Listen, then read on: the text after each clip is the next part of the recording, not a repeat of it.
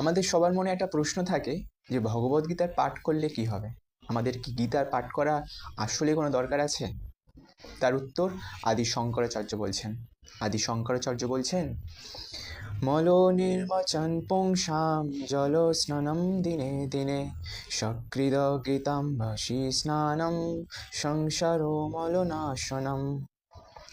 আদি শঙ্করাচার্য বলছেন, আমরা যেমন প্রতিনিয়ত স্নান করি আমাদের দেহে যে সমস্ত নোংরা আবর্জনা জড়ো হয়েছে তাদেরকে নির্গত করার জন্য, তাদেরকে পরিষ্কার করার জন্য, তেমনই কেউ যদি ভগবদ্গীতার এই গঙ্গা জলে একবার স্নান করে, সক্রিদ মানে একবার যদি স্নান করে, তাহলে কি হবে?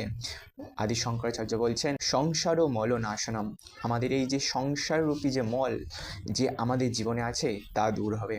আমাদের সংসারে যে জন্ম মৃত্যু জরা ব্যাধি, এই যে চার দুঃখ, আমাদের যে ত্রিতাপ দুঃখ আমাদের জর্জরিত করে রেখেছে, তা থেকে আমরা মুক্ত হতে পারবো আমরা যদি ভগবদ্গীতার এই গঙ্গা জলে একবার মাত্র স্নান করতে পারি। হরে কৃষ্ণ।